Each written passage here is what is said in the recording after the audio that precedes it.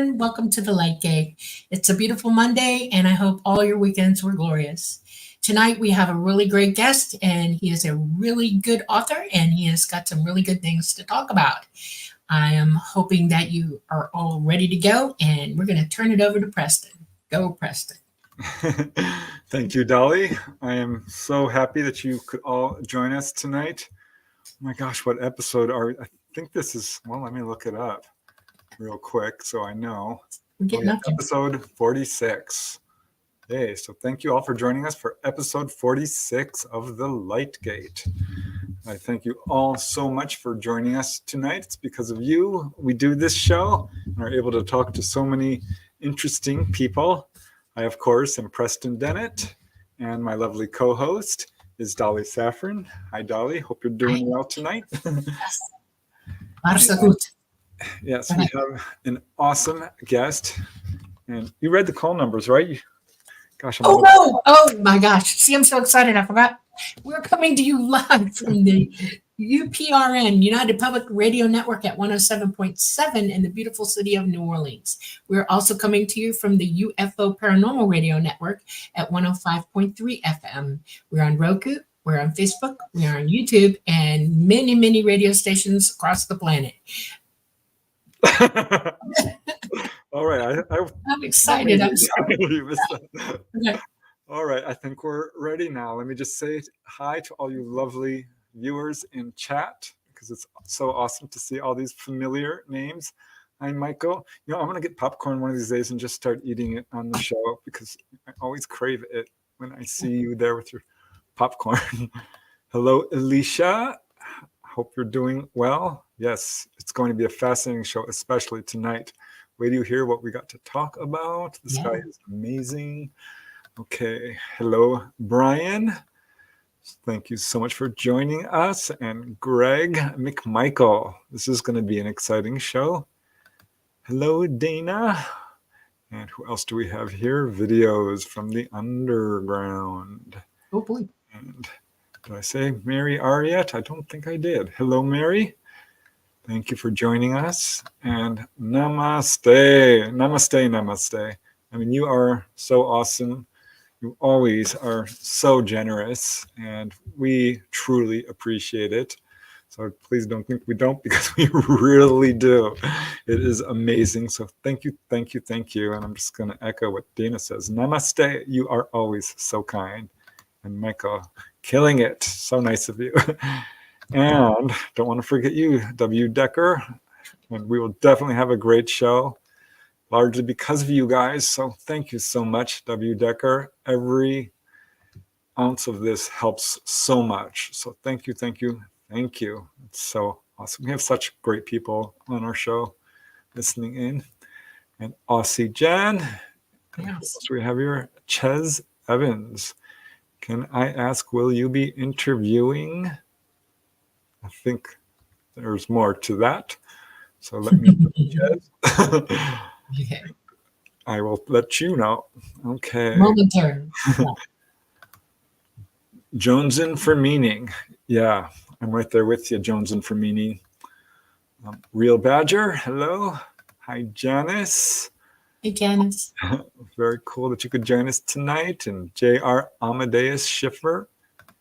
And Rat Food with my favorite moniker. Thank you very much for joining us. Janie Mashburn, hello. Hope you're doing well. 1R Wedding, hello from South Carolina. Wow, we love you too, very much. Christopher Harmon, Colin Smith, what's up? Oh, this and that, having a good time, keeping busy. Just put out a new book. Oh, I should do some shameless publicity, but maybe later. CT Guitar Guy. Hey, Preston and Dolly. Yeah, thank you for joining us. And Ruth Kleiber and Chris McClucky. What does it take to get you on a call to build a website? Well, email me. I do have a website, but I want to switch over to WordPress. I'm on Weebly. And WordPress, I think, is the way to go if you're going to get a website. But I don't know how to do it. I looked at it. It was confusing. So, yeah, just email me, PrestonUFO@gmail.com. but please be patient because I am literally 200-300 emails behind. So please be patient for anyone who emails me. I am trying to catch up. I really am. Okay, Pogo Joe and Dennis Whipple, and Star Orchid, and just a Gen X dirtbag baby. $3. Oh my God. Oh my gosh. Thank you so much. Oh, Yes, Weebly does suck, and you can help. Okay, nice to hear it.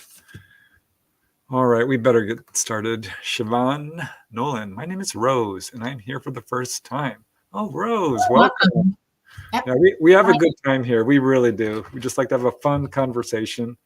We better get started because our guest is in the green room. He's just sitting there very patiently. But let's see what his bio says. So if you have not heard of him, you should have.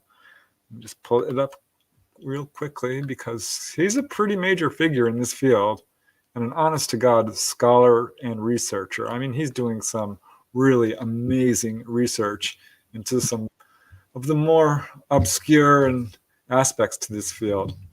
So let me just let you know that our guest tonight is Joshua Cutchin, researcher, author of UFOs and the Paranormal. Here, let me pull up the banner real quick. So Joshua has appeared on a wide variety of paranormal programs discussing his work, including, of course, Coast to Coast and the hit History Channel show Ancient Aliens. He is the author of, wait for it, 7 critically acclaimed books. 2015's A Trojan Feast, which I actually have right here, and I totally recommend it. It's all about, well, the food and drink offerings of aliens, fairies, and Sasquatch. But quite a few other books as well. That's translated into Spanish, by the way. But 2016's The Brimstone Deceit, an in-depth examination of supernatural sense. I did a YouTube video on that. What UFO odors. There's not a lot of research into this, and he's done it.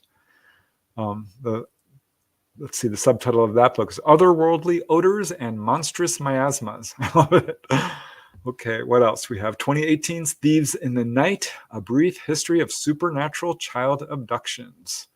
So these things have been going on for a very long time throughout human history. Also, more recently, 2020's Where the Footprints End, High Strangeness and the Bigfoot Phenomena, which has 2 volumes, 1 and 2. He co-wrote this with Timothy Renner. In 2022, he released his 2-part masterwork, Ecology of Souls, a new mythology of death and the paranormal. And you may have heard Whitley Strieber talk about this, how some people have seen deceased loved ones on UFOs. I have 1 or 2 cases like that myself. Really interesting paranormal aspects to UFOs that don't get a lot of attention. So he dived deep into there. 2023 marked the release of Joshua Cutchin's first fictional novel, Them Old Ways Never Died, as well as his curated collection of essays, Fairy Films, We Folk on the Big Screen. So yeah, as you can see, he's been doing an enormous amount of research. He's been invited to speak at Georgia MUFON Events, the International Fortean organization's FortFests. That's in 2016 and 2019. X-Filers United Conference, ConCarolinas, Strange Realities Conference. I mean, he's all over the place, getting the word out. East-West Bookshop, Tewksbury Public Library, Fright Nights, Morbid Anatomy, Phenomenacon, the Worldwide Metaphysical Tribe, Midwest Conference on the Unknown, DragonCon in Georgia.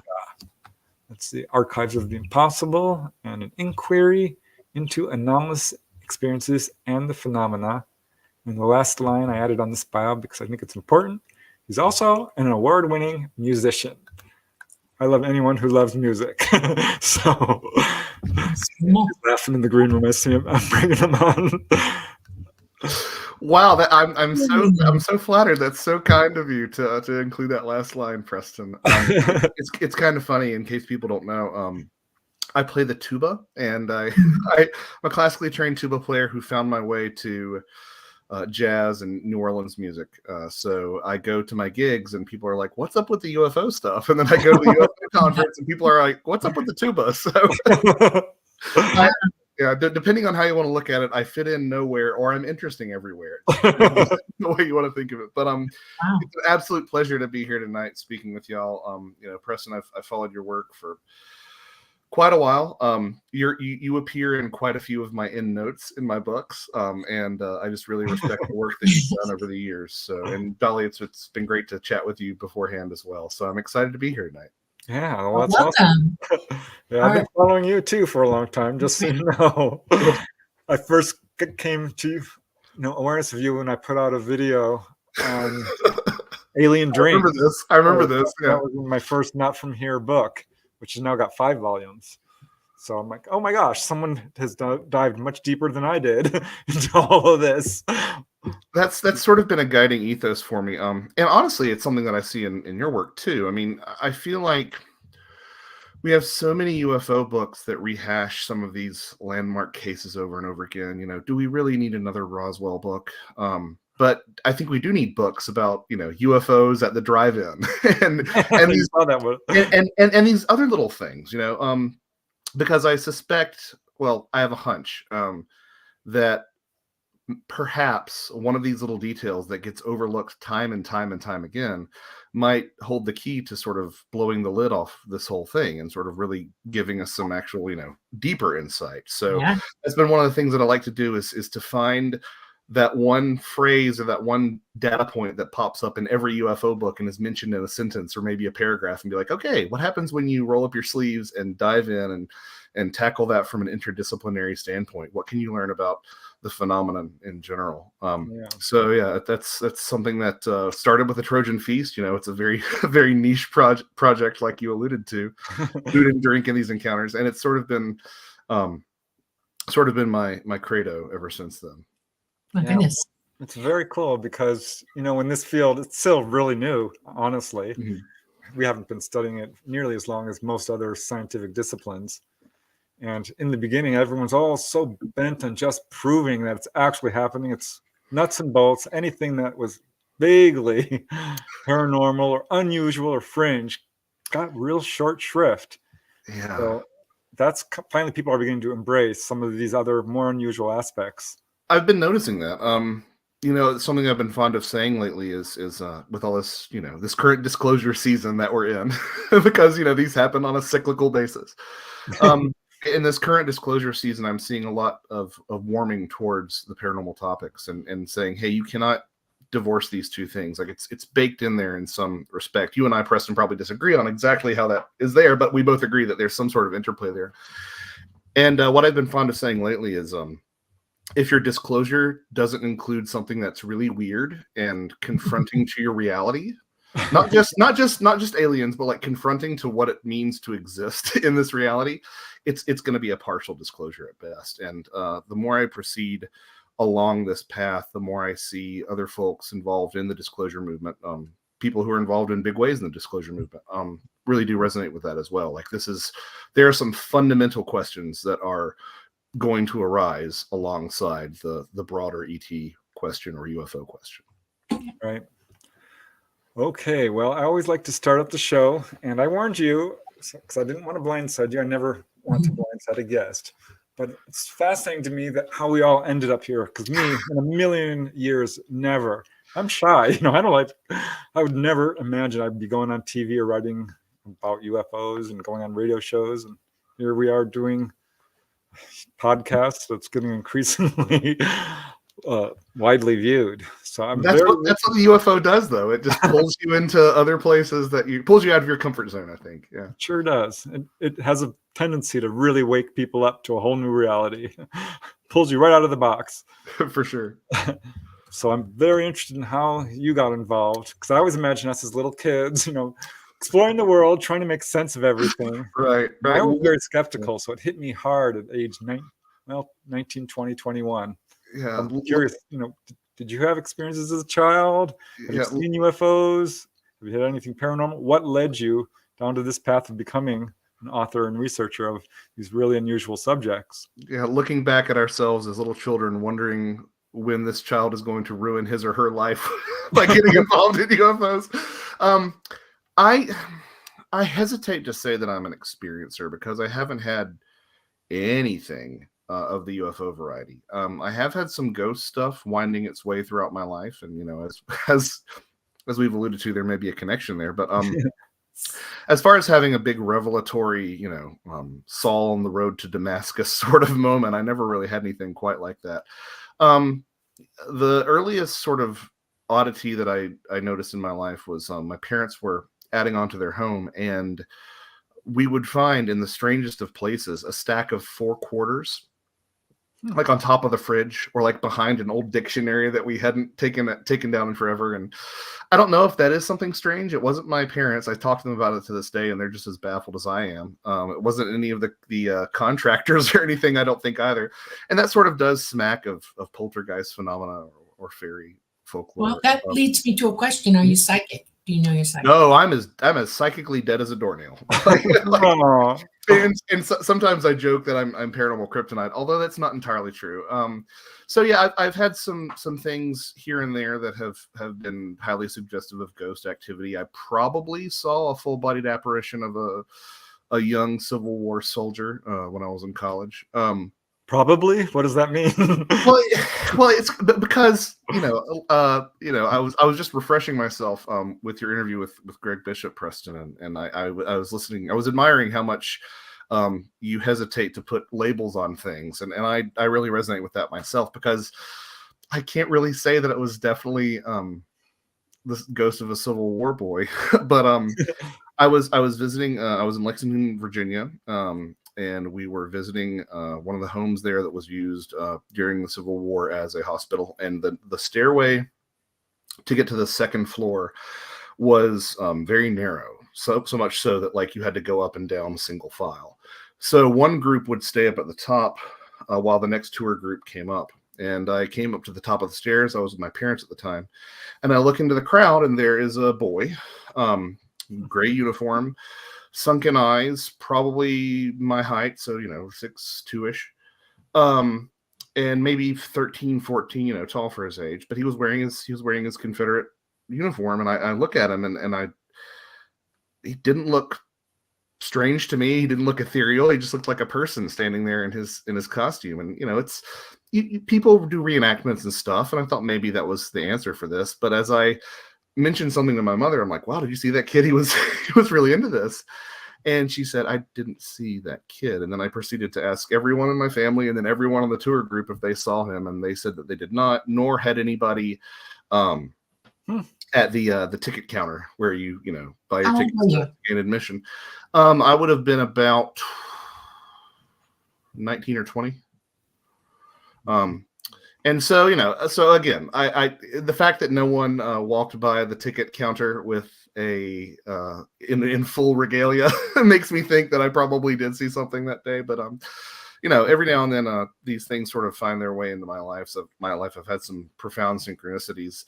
But even so, none of that really was my journey into this. I've always had an interest in these topics. My father, I found out years later, was once subscribed to the Bigfoot Field Research Organization newsletter sometime way in the distant past. But he saw something. Yeah. No, it's just we were just always curious, and I was, I would check out weird books from the library, and my parents would be like, "Well, he's reading." There was never a it wasn't a household that said, don't read that, or, don't believe in ghosts aren't real. It wasn't anything like that. So I'd always had interest in a lot of these topics. Bigfoot was kind of my thing for the longest time. And then I started working, when I got my first desk job at the University of Georgia, I had a commute of about an hour, and this would have been 2012. So paranormal podcasts were starting to pop off in earnest back then. And, I was sort of listening to those and rekindling my interests. And I always, for whatever reason, in the back of my head, I'd always known about this food taboo. You did mention, Trojan Feast, my first book. I'd always heard about this food taboo in regards to the fairy folklore of Western Europe. How if you were to go to fairyland and be offered food or drink, you shouldn't accept it at any costs, right? Because you'd be stuck there forever. And and I always sort of played with that as like, kept that in my back pocket in case I ran into a leprechaun or something. and then I remember one birthday or Christmas, for something like that, I received a gift card to Amazon for my sister-in-law, and I said, I'm going to buy a Bigfoot book, and I bought J. Robert Alley's Raincoast Sasquatch. It's a great Bigfoot book, but I remember reading that one of the Alaskan tribes has a Bigfoot analog known as the Bequus. And it was said that if the Bequus was to give you food, you should not take the food from the Bequus because you'd be trapped with the Bequus forever. And I'm like, wow, that's really specific. And it sounds exactly like that older Western European fairy folklore. And I said, somebody should write a book on that. And I sort of sat around for a while. And I said, I guess it's me. So I did the very dishonest thing of writing that first book during the summer at my desk job because working at a university, it gets really quiet and really, really slow around the summertime. So I actually wrote that first book then, and wow, and I released it, and it was I really am blessed and very grateful for the reception that it got. I was able to secure publication through Anomalous Books and Patrick Weege, and I was reading Patrick's books in middle school, so there is something really gratifying about having people that you have read your entire life saying, hey, this is actually good job, continue. So so yeah, and then as you well know, I mean, once you sort of attach the UFO or even Bigfoot or ghost thing to your name, you kind of get the side eye at job interviews. It comes up eventually, and it's like, well, you got to make your own way. I never thought it would turn into a career, but as of last year, between writing and music, it actually starts to resemble something like a full-time occupation. So I'm very grateful and blessed to have stumbled into it in that way. I have a big question for you then. Mm-hmm. What is your impression, your idea of how and what you understand about UFOs now? I mean, did it take you a while to convince you that they exist? I'm just curious how you're assimilating all this knowledge that you're accumulating. Well, so I'm a little bit hesitant because I know that Preston's big on the ETH, but I don't say this combatively. It's That's just where I came from. But for the longest time, even though I never really had any experiences to this effect, I was terrified of the alien abduction scenario. Just something about being paralyzed in your bed and not being able to do anything about it. I mean, that's a spooky scenario. And I know that, folks like Bud Hopkins would have said that means that I had been abducted or something along those lines. But I think that the scenario has the potential to be terrifying to anyone who hasn't even been an experiencer. But I was, wrestling with this. It was so profound at one point that, my sister, when she got her ultrasound of my nephews, was like, don't look at them. They kind of look like gray aliens. Like, I don't want to freak you out. Like, it was almost a phobia. And it wasn't until I was in that period of listening to a lot of paranormal podcasts that the possibility of altered states of consciousness being involved in the UFO scenario raised its head. And that sort of allowed me to sort of, in my view, if altered states of consciousness play a role in the UFO experience, then there is the suggestion of some degree of sovereignty there, right? Not necessarily that you will fend them off, but you have a chance to fend them off should you be involved in that scenario. And that was sort of a leapfrogging for me over a lot of the extraterrestrial stuff, which I also had some personal logical problems with. And that's sort of what got me into it, is just sort of going around all that and plugging into some of these more esoteric, stranger interpretations of what lies behind the UFO phenomenon. So it was kind of a defense mechanism, actually, in hindsight. Well, I know. I'm going to go deeper now. Here we go. Okay. Be ready to prepare. One of the things research demands of anybody, any type of researcher out there, is that you're looking for empirical knowledge or data, okay? And when you're researching, you have to leave how you feel about something or your preconceived ideas over there. You put them in a box, you put the lid down on it, and you let the information come into you. Because statistically speaking, the more you accumulate that knowledge without writing it with your brain over what you're thinking, lets you see more of the data as it really is. Yes. Okay? the view is important. Your perspective is empirically important. Okay, so how do you feel you are working with that now? I mean, has your opinion changed at all over the years? Because I'm listening to you talk and I'm hearing you say that you're not really quite convinced yet yourself at all. And I'm curious why. Of the UFO question or of the Yes, EPH all of it. specifically? Yeah, because it's not physical to you, it's mental. And I'm just curious. No, well, see, here's where I think we're already stumbling across some differences in communication. I don't necessarily differentiate between mental and physical. I mean, if you look at something like psi phenomena, that's an interior phenomena that seems to interact with the physical consensus reality that we all share. Similarly, you know, one of the earliest ghost hunting methods was putting talcum powder on the floor and waiting for footprints to manifest. We do it for ETs too.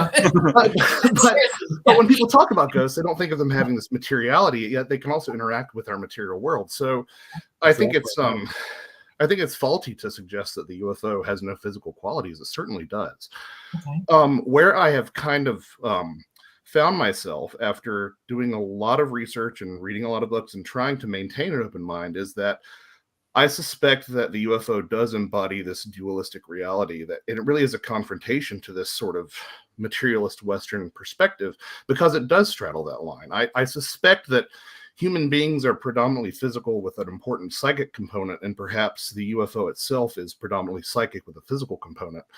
And I base that personal perspective of mine off of things like we were alluding to earlier, the consciousness connections, the appearance of the human dead in a lot of these experiences. Right, exactly. Correlations with shamanism, correlations with altered states of consciousness. So for me, I don't think that it's even... I don't personally find the utility in trying to say, oh, it's all this or all that. Okay. And then you layer on top of that the fact that the UFO question probably doesn't have one answer. It's probably a multitude of answers of varying degrees of explicative power. I mean, I think that a lot of these things are misidentifications, and that's not me being negative or naysayer. I think that's just like we have, you know, there are a lot of human people perception. Right? You know, I love your answers to me because you're quantifying how you're bringing your perspective on what you've learned. That's what I hope to get from all our guests on the show is your deep honesty about what you've learned about all this. Right. Well, you know? And there's no wrong in that whatsoever. Well, this is what's so interesting about your research is you're following your interest and your excitement. And I love how you dive deep into the historical cases and how they match up with current ones. Because, you know, Jacques Vallée, of course. Yeah, I mean, that's something I find really interesting. I mean, so in terms of retaining that sort of objectivity, I have never in any of my nonfiction books used the first person pronoun I. It's always about, here is this information. And, you know, I'm sure that there is. Love that, yeah. I'm sure there's a degree of sort of cherry picking that's going on, because I think we all do that subconsciously in terms of our own biases. Although, you know, I would like to think that I try to safeguard against that. But yeah, back to the UFO question specifically. Like, I think that there's a large amount of it that is misidentification, and then there's that anomalous chunk, and that is the really interesting part that I think is probably a combination of unorthodox aircraft and misunderstood natural phenomena and psi phenomena and spirit phenomena, and yes, I'll even leave some room for the extraterrestrial thing as well. But I think, you know, I think one of the biggest problems that we run into as a community as a whole is trying to slap one answer on this. Exactly. Well, the hill that I will die on. There are 3 hills that I'll die on, right? The hill that I'll die on is that psi phenomena is real. Look at the work of Dean Radin. Look at the work of Daryl Bem. These are experiments that are done in really tightly controlled laboratory settings, playing by the rules that the materialist scientists want them to play by, and it's been ignored. So psi phenomena, the near-death experience, some of these encounters have such a degree of veridicality and the ability to confirm what was seen in the experience. Like that's another hill that I'll die on. The other hill that I will die on, which is a little bit more speculative, is that all these things do seem to have some sort of connection. And I don't know if that means that they're all the same thing. I don't know if that means that they're all things that are manifest or perceived in the same way through the same mechanisms. But I do think that there is some sort of connection to these things. You know, that's a lot of the basis of where the footprints in, and my co-author Timothy Renner put it better than I could ever put it. You go back through some of the older Bigfoot literature and the strictly cryptozoological Bigfoot literature, where they're very adamant that this is just solely a large hairy primate in the woods. And as Tim said to me one time, he said, it's rare to see a UFO. It's rare to see a Bigfoot. How many orders of magnitude rarer is it to see both in your lifetime, or both in close proximity, or both on the same property, or both, in the same encounter? It happens. For them to not be connected, right? Yeah. So I think that there's some sort of connection there. To the degree that it is the same thing, I don't know. I mean, one of the things that I think about the Bigfoot mystery that I think is really important to emphasize is that you take the work of my friend Mike Cleland. I'm sure y'all know about Mike. Mike, he's been on the show. And he's such a sweetheart. I say that every time I talk about Mike. He's such a great guy.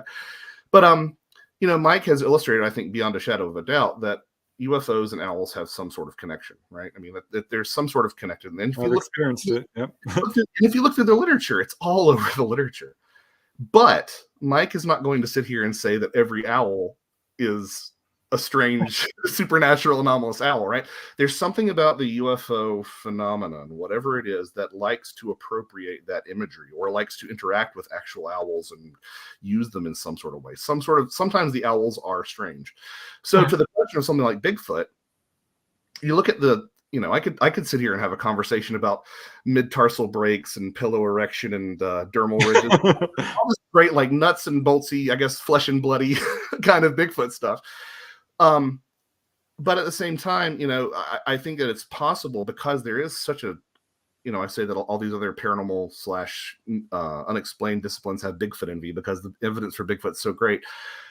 I think that perhaps there might be a population of relict hominids out there, but the image of that flesh and blood creature is sometimes appropriated by whatever lies behind the UFO, be it ET or be it something, or stranger. So I think that we just need, it's sort of a Hallmark card at this point, but I'm not even sure that we need answers as much as we need better questions sometimes. Or better connections. That's what's great about your books, is you're putting all this information out. You're not saying exactly what it is. Some degree of speculation is, I think, helpful and necessary, because we have to ask questions, but we need the data. We really need the data. I totally respect any researcher who's endeavoring to come up with something, to understand it, to quantify it, to cognitively put it out there for people in a way that they can reach in and get in your head too and see what you're saying. That's right.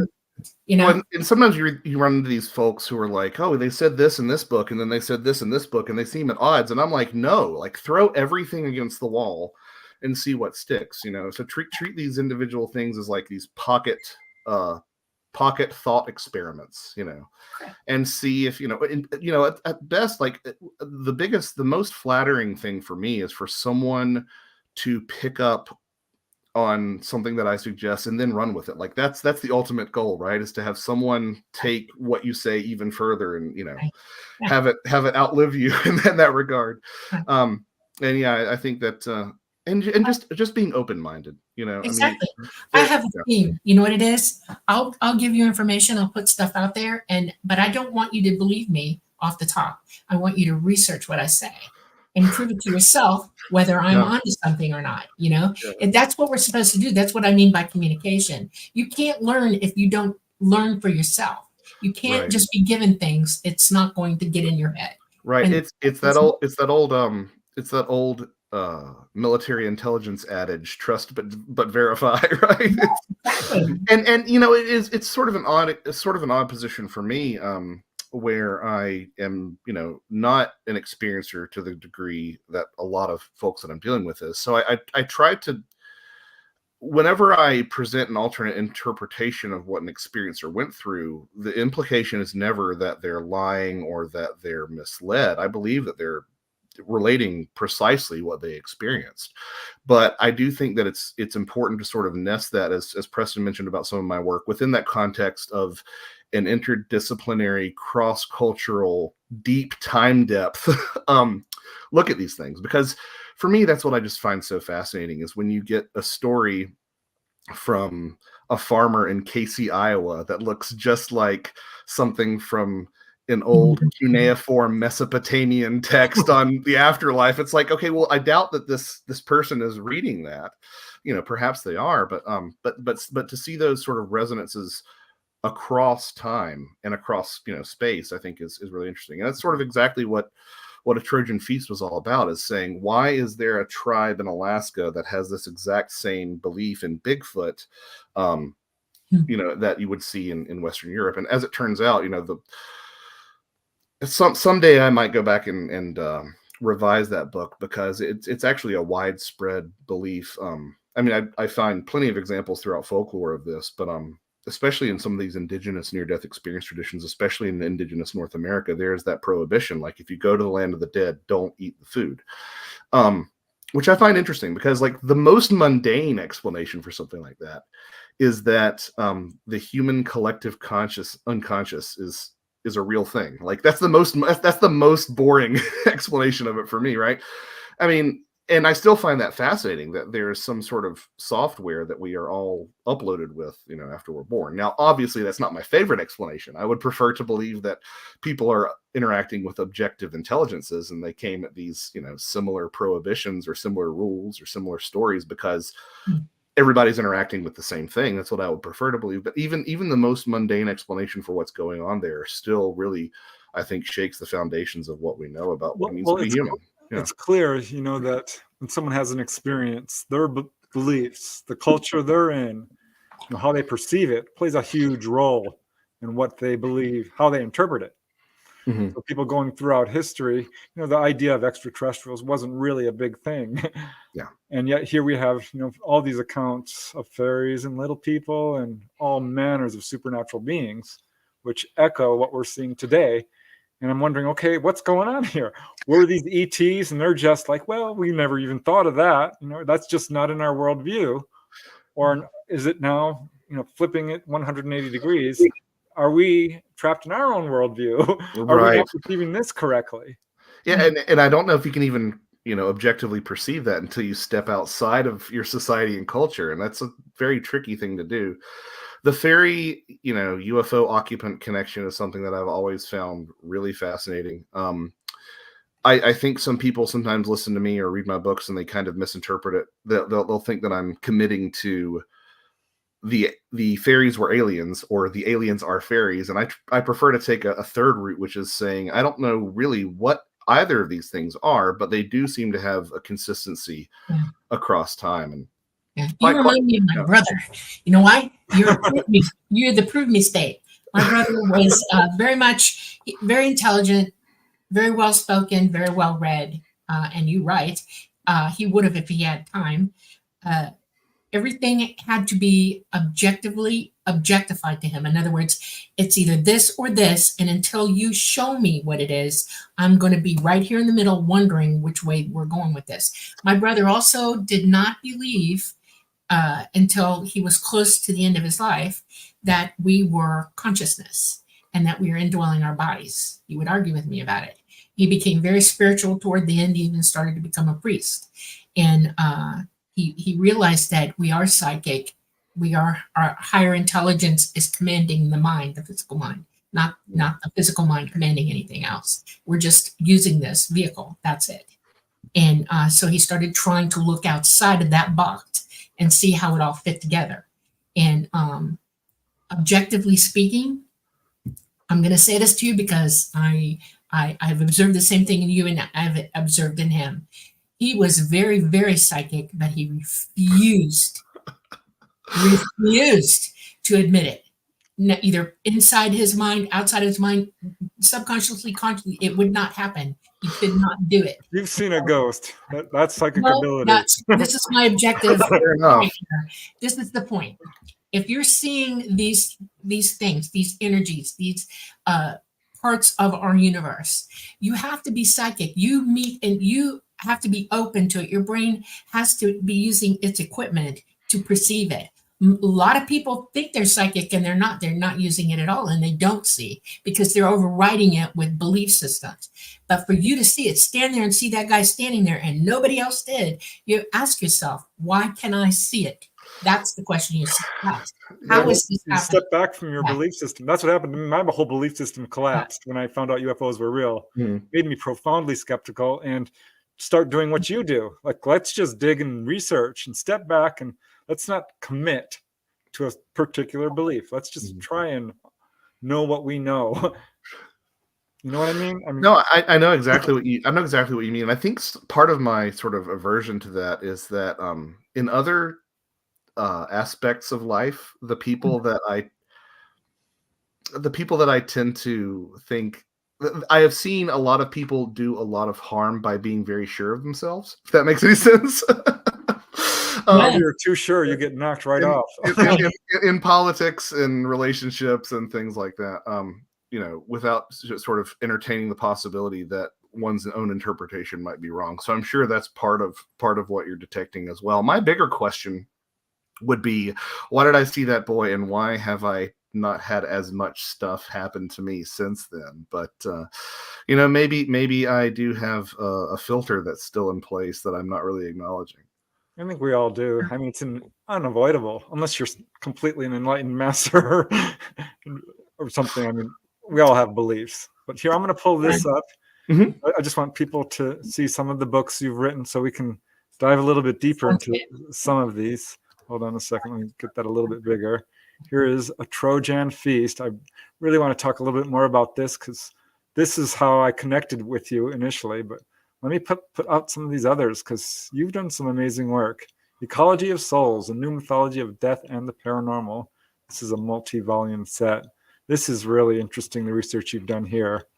And that took a long time. It actually didn't take a long time, but it was a monumental undertaking, and I'm glad I never have to write it again. Let's put it that way. Well, I know that feeling. Yeah. But yeah, getting great reviews. So people are actually really digging what you're putting down here. Well, Companion. Thank you. I really appreciate it. Where the footprints end, High Strangeness and the Bigfoot Phenomenon. I want to dive deeper into this. Yeah. These are beautiful covers too. Yeah, the covers for the footprint, where the footprints end, were actually done by Timothy Renner. And I always encourage people when they're talking about picking up a copy. The Kindle version does not have the spot illustrations that Timothy also did for each chapter. So he has this wonderful style with pen and ink, and it looks great. Very cool. Here's Where the Bigfoot Ends, Volume 2. I love that you're putting out multiple volumes because you put out a book and suddenly all the stories start coming at you. You're like, oh, darn it. Yeah. Well, I wish that Ecology of Souls and Where the Footprints End weren't 2 volumes, because I think it's more expensive for people, and it asks a lot of their attention span. But at the same time, like when you tackle some of these topics, especially when they haven't had the deep dive that we were talking about earlier, sometimes you just have to do it. Sometimes you just have to do it. And with Ecology of Souls, you're just talking about death, like the biggest mystery of all, and and how it intersects with everything. And I was just going to write about UFOs and death, and then I ended up going down this line of thought with obviously the fairy connection, but you have to talk about near-death experiences, and then you're talking about shamanism, and then you're talking about ley lines, and then you're talking about ancient monuments, and it's like, oh, this all sort of has this consistent through line throughout all these things. Yeah. So and then there's this one here,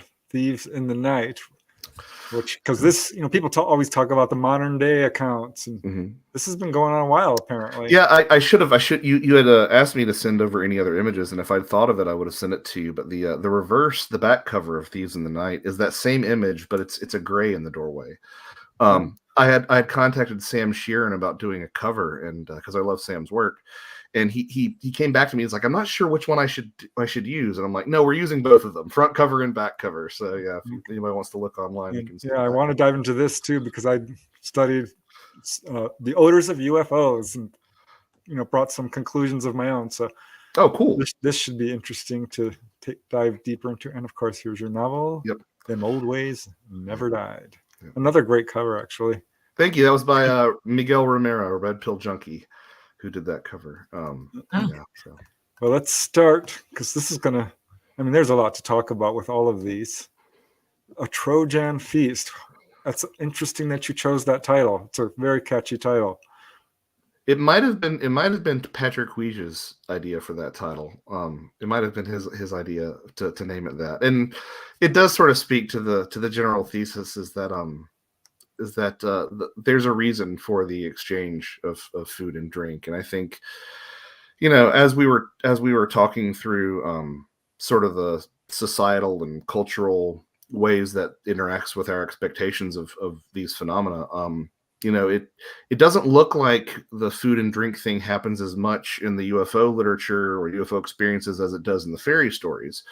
But if you sort of think about it being recontextualized in the form of injections or, tubes put down people's throats to put something into their body or something, it's still a motif that is around to this day. So the idea is that, Trojan Feast, it's somehow it's smuggling something in. Exactly what is anyone's guess, but there does seem to be for a purpose in a lot of these different experiences. Yeah, well, I kind of touched on this in my book, Not From Here. I think it was volume 1, Alien Drinks, because I kept running across cases. I'm like, well, I don't think anyone's really talked about this. Mm-hmm. Of course, you have, I found out. That's all good. Yeah, I mean, awesome. Yeah, I mean, there was a case of these people, a family in England. They were all given drinks as they were leaving the UFO, except for the youngest. They said, well, she doesn't need one because no one's going to believe her. Was that either the Janos people or the Avis? The Janos people. Yeah, pretty. Kudos to you for knowing that. That's a really obscure contactee book that not a lot of people talk about. That has some really interesting things to offer. Yeah, it's got a lot of these weird kind of elements to it that make you kind of scratch your head, like, what is it? But in that book, they said, well, this is to make you forget. Mm-hmm. And there was another lady, Donna Butts. She had this UFO experience, and I think she saw religious figures on board. Mm-hmm. They gave her a drink, which she said healed her of bad vision. Oh, wow. So it's, you do find that sometimes that there's some sort of, administration of food, drink, injection, ointment, I think is another thing that kind of has to enter the discussion. That does have these miraculous healing qualities. But of course, I'm preaching to the choir to you about that because that's been something that your work is focused on extensively, are these healing experiences. Well, you mentioned ointments too, because I wrote a book on levitation, and there's some cases of witches who would apply ointment, right? And boom, they're off levitating. Yeah, I mean, that was, but maybe I was going to go down sort of a salacious historical interpretation of that, but we'll leave that off. I'm going with that. But yeah, I mean, so I never would have thought.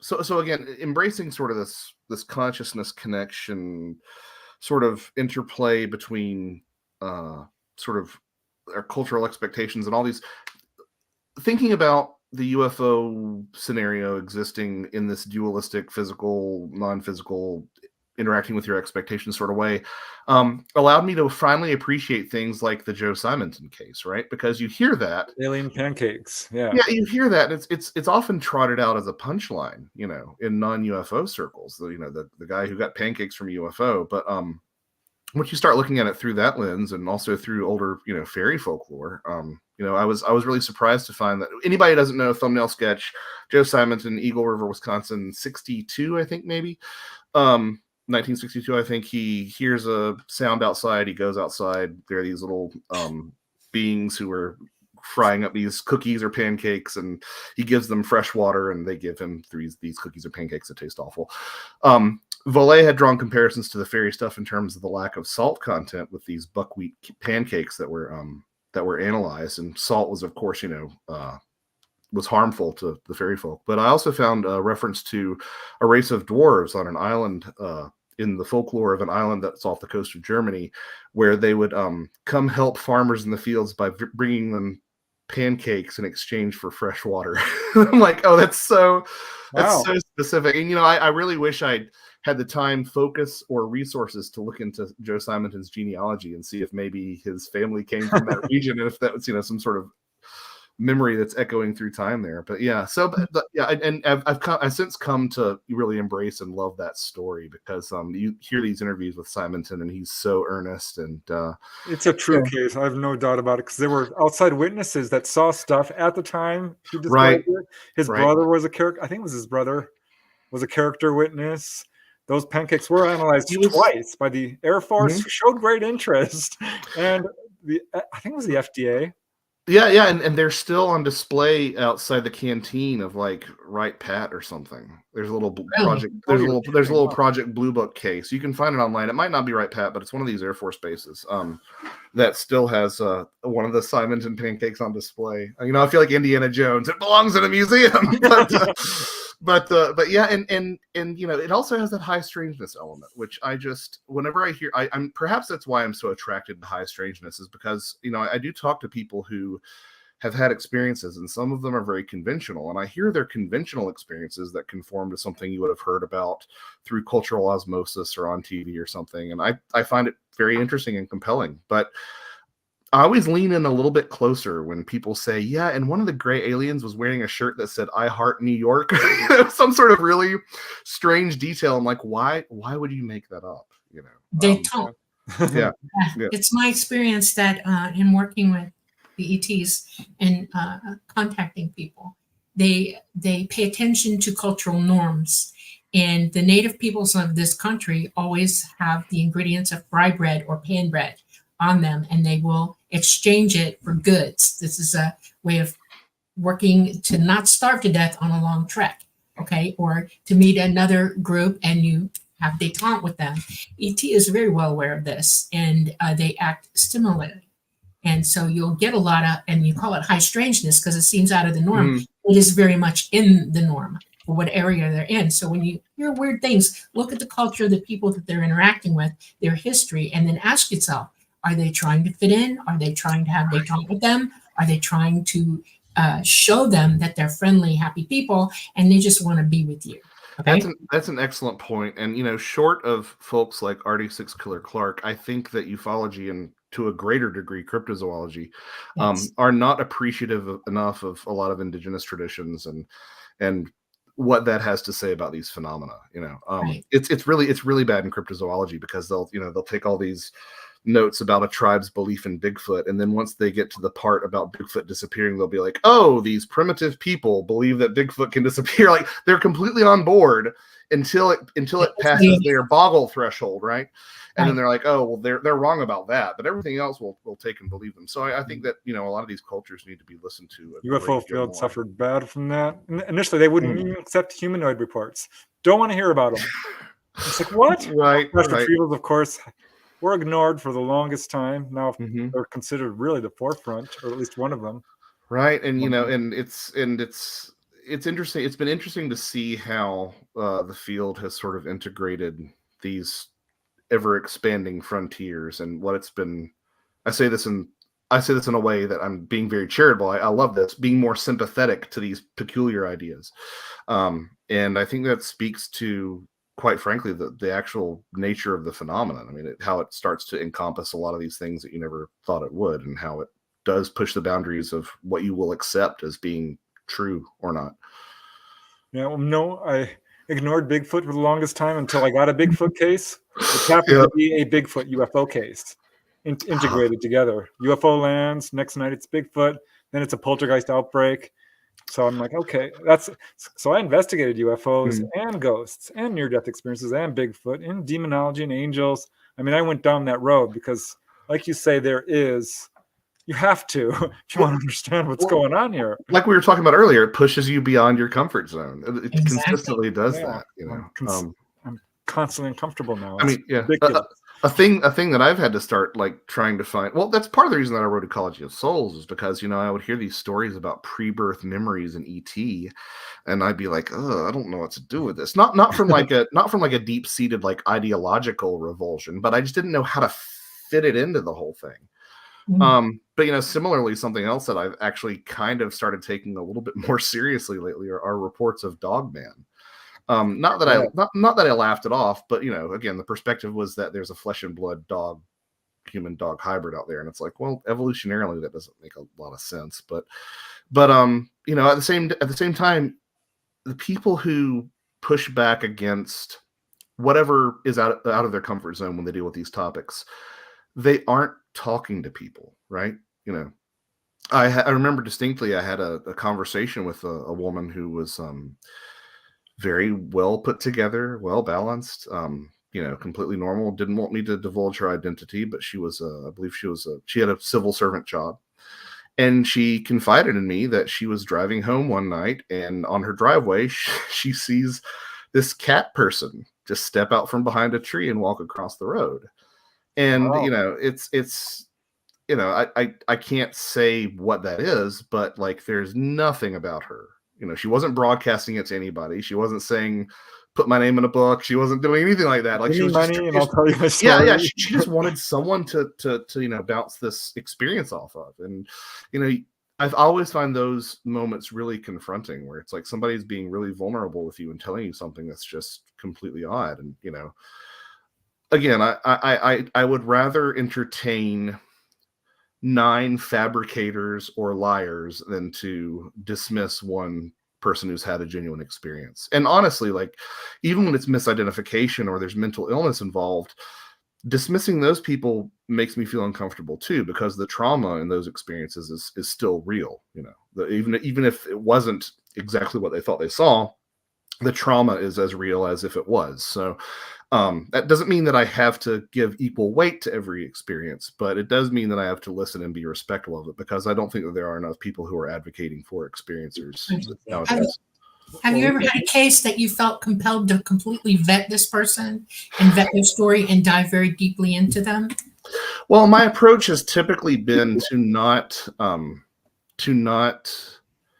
put all of the weight on one particular story.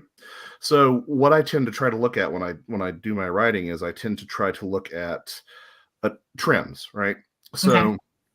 if I'm noticing a story where fruit was given, to use a Trojan Feast example, where fruit was given in an encounter, I'm less concerned about the granularity, about going in and being granular with the authenticity of every encounter. I'm less concerned with that and more concerned with saying, here are 10 examples of this. So if 4 or 5 are not true, then, well, it still is, you know, a loose trend. I just found another, by the way, a lady from Russia said, you know, this is just her account. It's not, I can't vet it to the degree I'd like to, but she says she was given strawberry/pineapple type fruit. And yeah, there's these weird fruit examples, case after case. Yeah, I think there's a hybrid pineapple strawberry and a Trojan Feast too. This reminds me of something, and I'd be interested to see if you have noticed this too, y'all. Is the flavor of encounters differs widely from culture to culture in terms of a lot of the stuff that you hear from these former Eastern Bloc countries. Is not the sort of stuff that you would get in America in terms of the narrative, right? It tends to, in my experience, have a lot more fantastic elements. I mentioned Miguel Romero, a friend of mine who did the cover for Them Old Ways Never Died. He lives in Mexico City, and I talked to him once, and I said, do you notice there's a distinct change in, I don't even want to say the sensationalism, but in terms of the amount of high strangeness that you find in some of these Latin American reports? And he said, yes. He said, as a resident of Mexico, like, I notice it too, because, you know, he's involved in keeping abreast of the UFO scene. It's like, it's almost as if these things tend to manifest a little bit in more heightened ways, depending upon the cultures. Have you noticed that too, Yeah. y'all? Or? Well, I mean, look at the airship wave of the late 1800s to the early 1900s, which was so unusual and never happened again. Right? It's a one-off. It's a one-off experience or a one-off flap. Yeah. There's the Swedish ghost rockets, the Foo Fighters. I mean, there's clearly a lot going on here. I think a lot of stuff gets put under the UFO umbrella that shouldn't be labeled as ET. We love names. We love labeling. I think it helps us understand. In my experience with people, cultures around the globe, okay, I have noticed that when there's less fear in the individual, but there is a more of a cultural thing going on in their minds, and they're listening to themselves think. And in their perspective, they are so grounded in a belief system that includes high strangeness that they will amplify what they see in their minds. Yeah. It's almost like emotional pareidolia on top of what they're actually I seeing. love that. I love that emotional pareidolia. Yeah, I really love And that. I there's mean, a cultural censoring going on too. People will, perhaps in the United States, will not talk about the high strangeness aspects of it. Right. Because they're like, well, they're not going to believe me. right. They're not going to believe me. I'm not talking about this. Yeah. Well, I mean, it's and you look at the work of like Artie, or you look at the work of Cynthia Hind, and sort of how they were sort of bringing up these questions in the context of that indigenous setting, and sort of once you start asking the right questions, you start getting some answers. And I think that's really interesting. I love that emotional pareidolia. I want to bring something. You brought it up earlier. I'm going to finish. I want to give you something.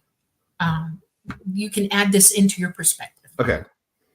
Native Americans consider themselves star children. Okay, they are of the people, and they have many totems. They have many spirit animals. They have many guides. Okay, and in their culture, in their system of belief systems, these animals represent different values of each animal interjected into how they're perceiving and what it means to them.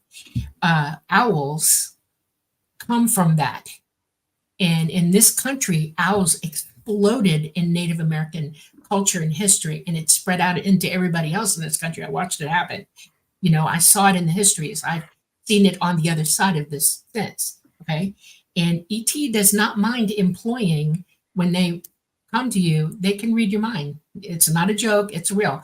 They're wide open psychic, and they hear everything you think. Mm-hmm. They're expert at suggesting to you, like hypnotists, to see something coming from your own mind. That gives you more safety in your own mind to experience with them. The native peoples in this country have experienced that in a degree that you might not get yet. Okay, these are real encounters with beings who help them understand their life and why they're here and what's going on from a level of perspective of understanding.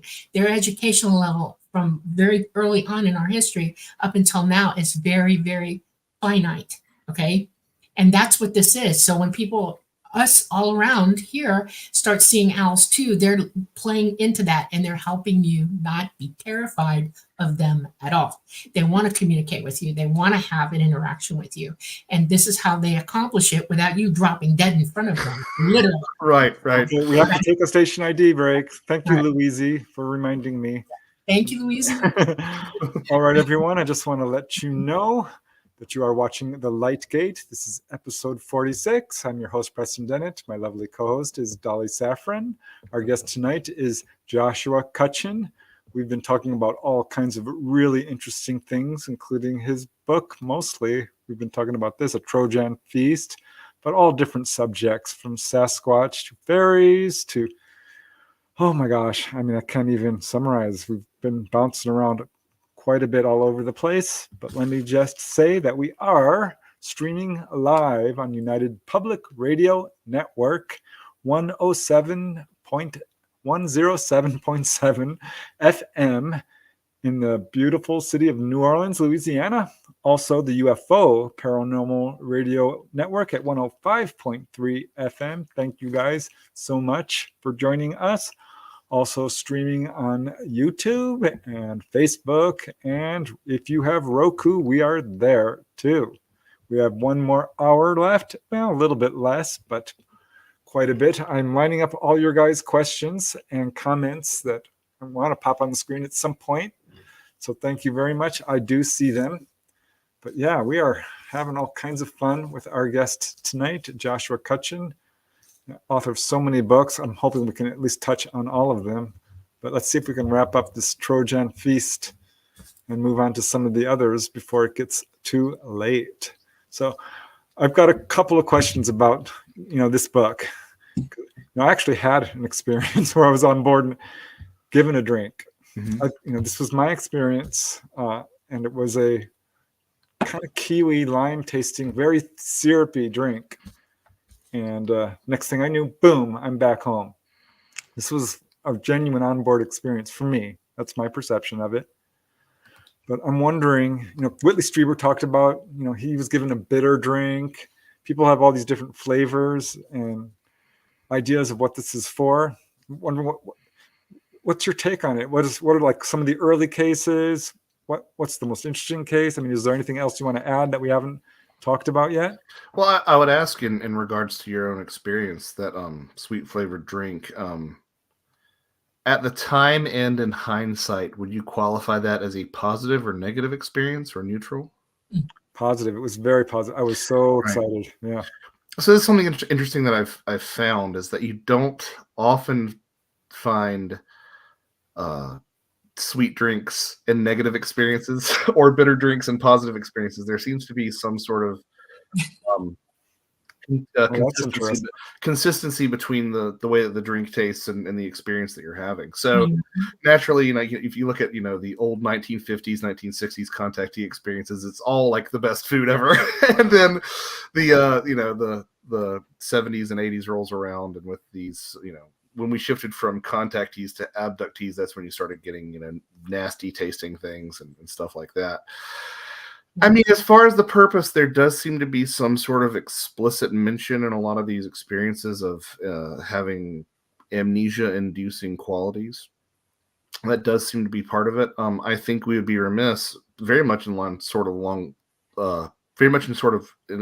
with what Dolly was saying a moment ago, that there is a heavy symbolic element at place when you are exchanging food and drink. There's, not to make a semi pun, but there's a sense of communion going on there. Exactly. And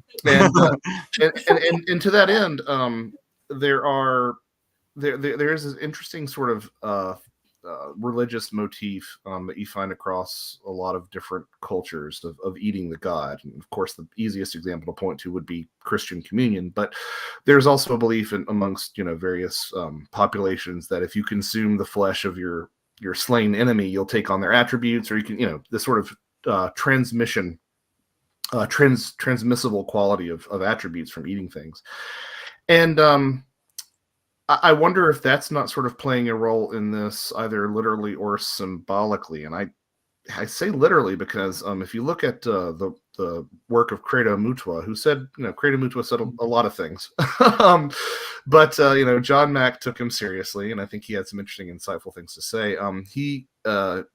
He was involved in an interview at one point where he discussed people that he was with killing and consuming. Tindane, one of basically the Greys is if you listen to his descriptions, that's the way they sound like. And he said that it was this transcendent experience that was, he's basically describing a psychedelic experience, right? And you put that up against some of these traditions where these entheogens, these psychoactive substances that are used in shamanic, journeying and whatnot, sometimes they're explicitly conceptualized as a part of the body of a deity. So I think something like that is going on in that context as well.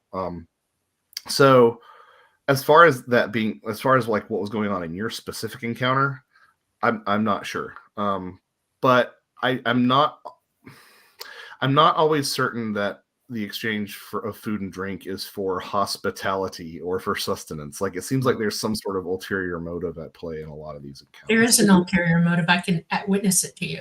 Mm-hmm. It is not evil in any way, shape, or form. ETs have been involved with humankind from the beginning of our history and before. And basically right now, there's a lot going on with our solar system, our planetary system, and our sun, and our magnetosphere as well. And we're taking heavier from about 100 years ago, 1859, a little over that, till now, we're taking heavier and heavier loads of gamma radiation. And I want to give you a corollary before I say this to you. When we get radiation poisoned by bombs and things like that, we take sodium iodide pills, iodine. Mm-hmm. Okay. And it helps us to get it to not hurt us and go through our system so that we can release it and get it out as fast as we can.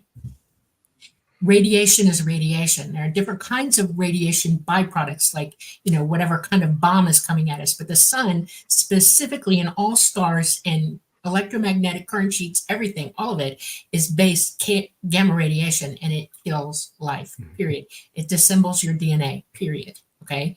Since we're taking these loads, you've watched from history where we have loads more cancer, loads more autoimmune disorders, loads more mental disorders, heart disorders. I mean, the list is unbelievable. ET has known this, and it is not they don't abduct you. They contact you, and they have literally been holding the human race up. We started having low sperm counts because of the civilization we were living. They were trying to work with that too. The drinks that you get, and here's where you're absolutely correct, it is to give you something to think about other than that specific topic. They don't want you to be afraid. That's the last thing they want, but they are trying to heal you of gamma radiation poisoning to stop you from dying very quickly, so that we don't annihilate our entire planet of people. That's why they hover over nuclear facilities, and they're trying to show, stop it. We can turn it off. Why don't you? Okay. Maelstrom, yeah. So lots of interesting commonalities to these drinks. Some are like neon pink. One guy, he had an ET.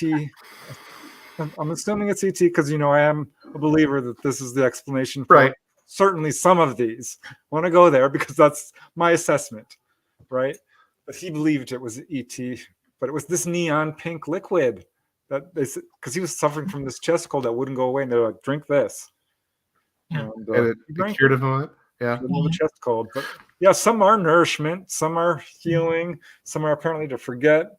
Some look, I don't know, some medical. They tell you something that you mentioned there, Dolly, that I would really like to highlight personally too, is that I grow weary of the negative contact perspective. And I think that I'm not saying that all experiences are pleasant, you know what I mean? But even when they're unpleasant, they tend to have a trajectory toward, in my experience, they tend to have a trajectory towards something positive. Right. Well, I can tell you that I'm a nurse, okay? I don't work anymore. I'm 66 years old this year, okay?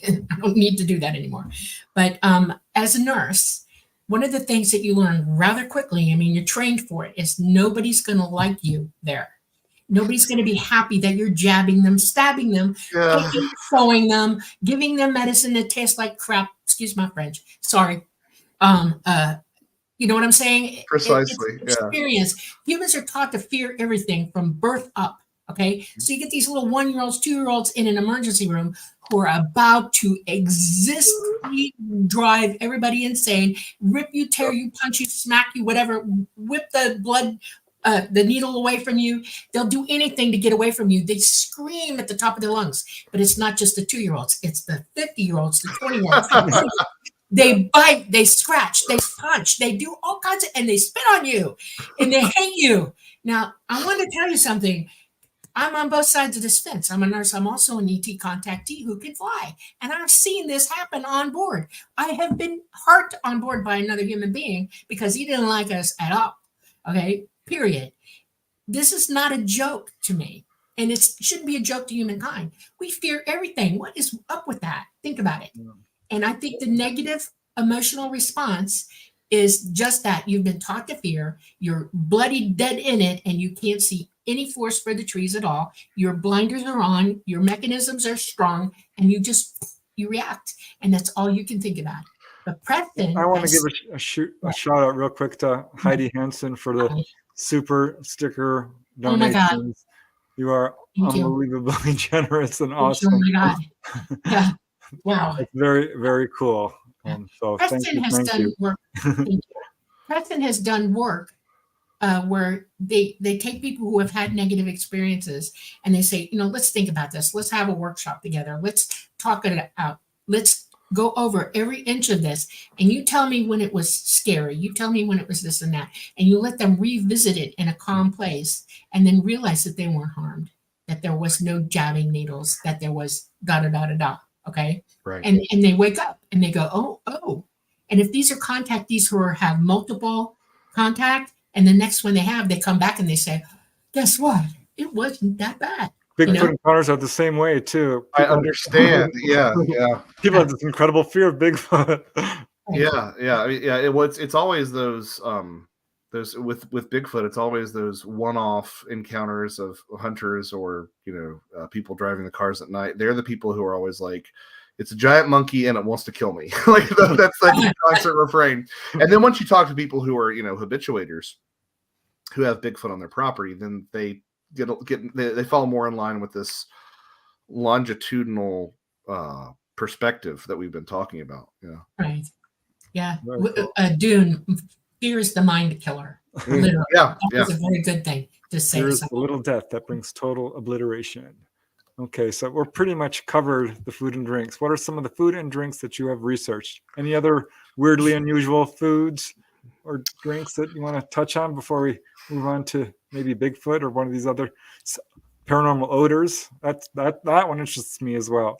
Yeah, there was a series of experiences in France in the 1970s that involved this like chocolatey sort of substance, but of course, it's like chocolate but wasn't chocolate. There was I know one case. Yeah, a guy's mopeding along. Yes, exactly. Like, eat this. It looks like a chocolate bar. He ate it. It wasn't chocolate. Yeah, it made him sort of drowsy and awoke in his apartment. And if you look across the stories, you do find the references to like this sort of like nasty candy, like the candy that you don't want in your trick or treat bucket. Yeah.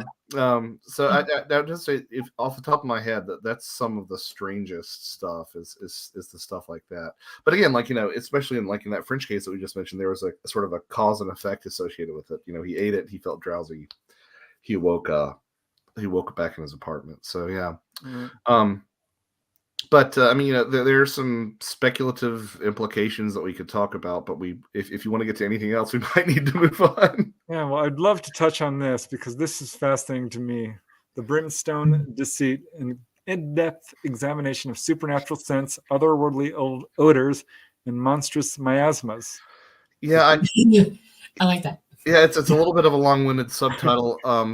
The title it's the hardest thing to name a book on supernatural smells, and I'm not sure. Like the Brimstone Deceit, I still think sounds like it belongs in a Christian Science reading room. You know what I mean? Like it sounds like it's brimstone and the devil, but really it's just an allusion to the recurring odor of sulfur that pops up in these cases, which is noted time and time again. And part of what was fun to do with that was to provide a recontextualization of what sulfur is. Like we associate sulfur with demons and the devil and stuff like that. But if you look through not only the historical record, but also the Bible, it's always presented as a fumigant. Like, to this day, if you're using an acne medication, it contains sulfides to help, clear up your acne. It's a cleansing.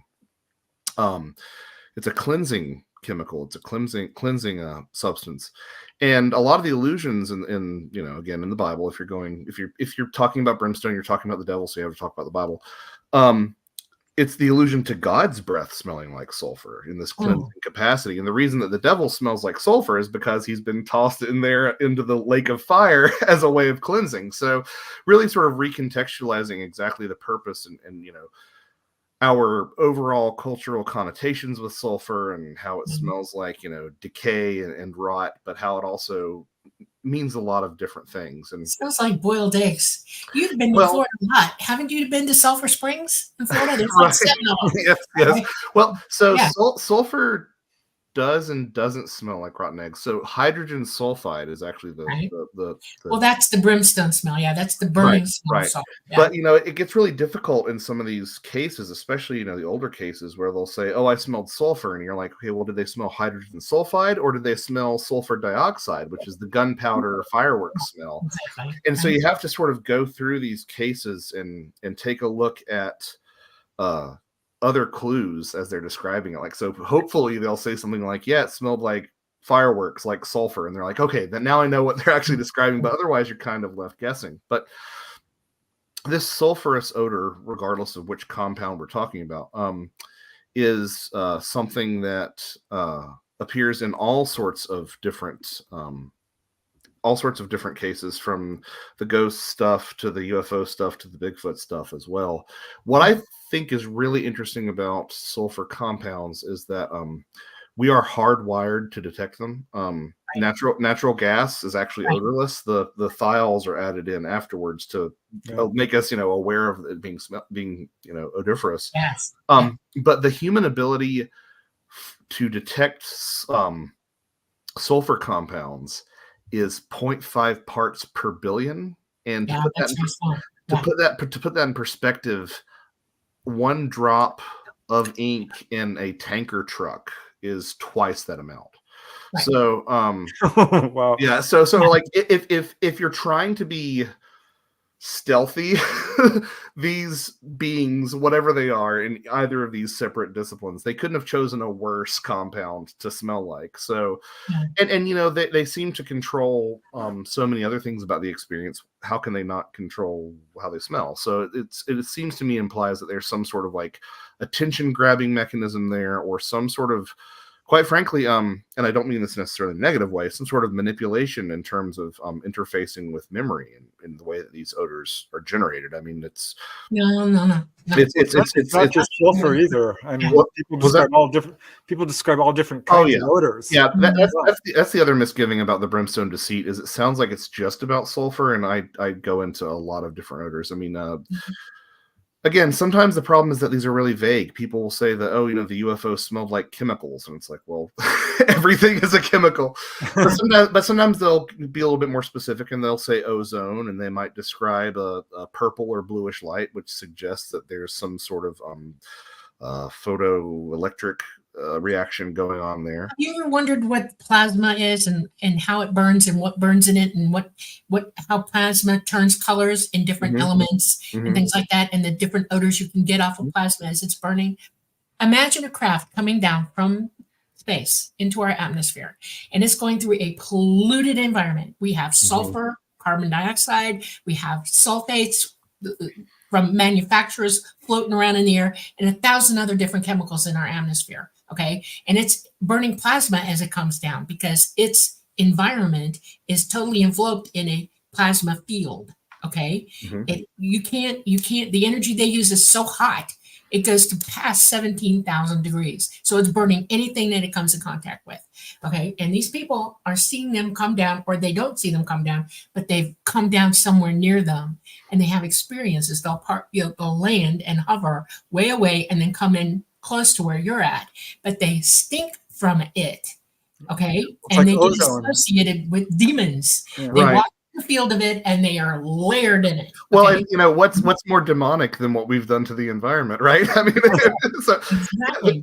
I found some really interesting scholarship by this gentleman named Antonio F. Rulon, who sort of broke down the different possibilities, and one of those was the one that you had mentioned, is that the source of the source comes from the environment, and the cause comes from the environment, or the source comes from the environment, but the object causes it, or sort of breaking it down into these different possibilities.